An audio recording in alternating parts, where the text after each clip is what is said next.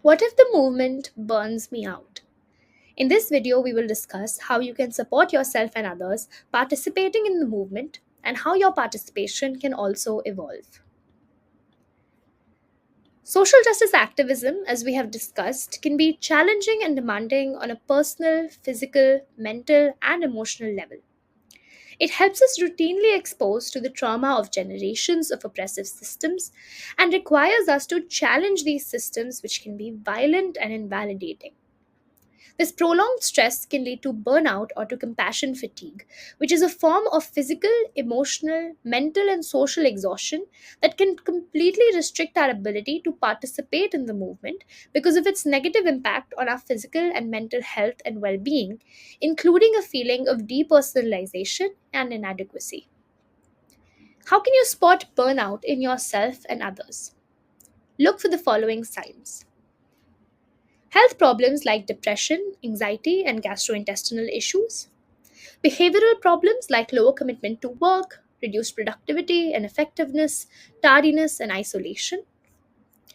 Or changes in a person's outlook to social justice work as being pointless, endless, or without purpose. As an activist, it is important to understand how you can support yourself to avoid burnout, which can have lasting negative effects on individuals and on communities, using self and community care as both a tool of resistance and as a means of preservation. Following are a few ways to build self and community care into your everyday practice. Set and maintain clear boundaries with your work in the movement. This allows you to say no and take a step back to avoid overwhelm and understand your own needs and capacities as an activist. Prioritize rest and recreation individually and as a community. Taking the time to rest is not only a means for you to rebuild, rejuvenate, and reset physically, mentally, and creatively, but it also acts as a means to resist the capitalist understanding of productivity as a constant state.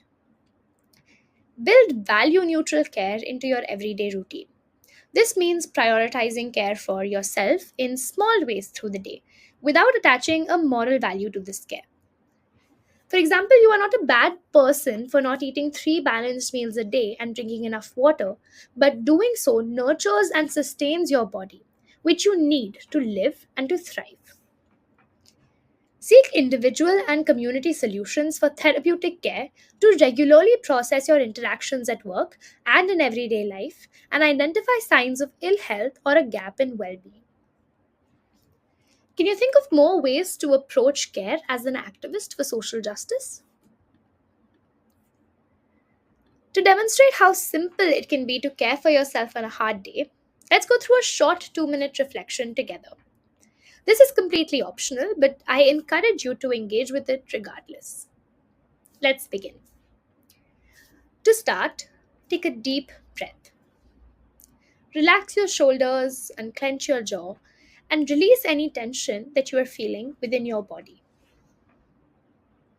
Now, take another deep breath. I will now ask us a few questions as a self check in. Do not dwell on them too much. Answer them with the first response that comes to mind and honor your initial thoughts. How am I doing today?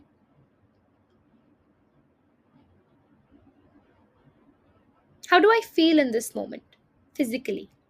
Do I need to move my body, nourish it with food, or take it outside for some fresh air?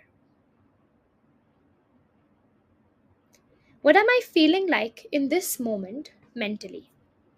Am I anxious, nervous, scared, excited, happy? What is causing this? If my mental state is that of distress, what can I do in the next 5 minutes to make myself feel better? What can I do in the next hour, in the next day, or the next week? Was I kind to myself today?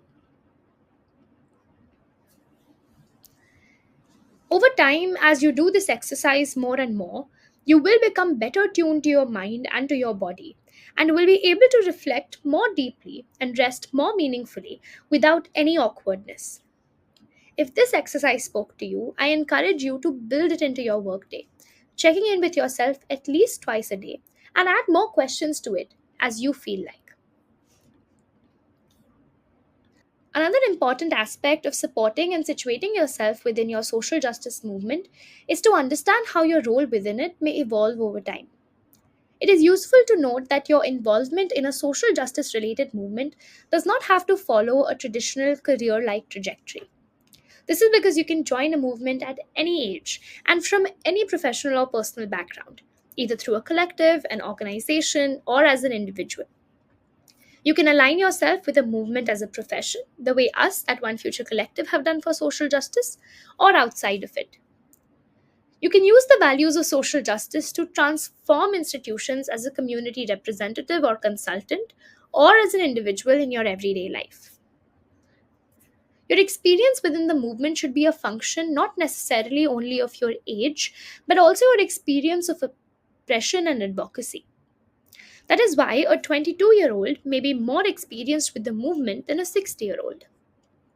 While this may be challenging to understand because our societies have traditionally followed an age based hierarchy in what qualifies as valid experience, it allows us to understand the intergenerationality of leadership within social justice, where different generations can exchange knowledge with each other, develop transformative relationships, collaborate, and create systems of accountability. As you spend more time with the movement, you will find yourself accessing and developing resources and opportunities to learn and participate, networks and alliances of action, and partnerships with key influencers and decision makers. This experience and access can put you in a position to support others across the movements, both those who have been a part of it long term and those who are just joining in. Sharing your experience in a particular subject matter or practice with those looking to learn more about it through peer learning, coaching, mentoring, and training relationships will allow you to pour it back into the movement. At the same time, it allows you to plan for a future within and outside the movement. Do you want to build a larger network, step back from your work to gain more perspective, or to set a personal boundary? Plan your succession.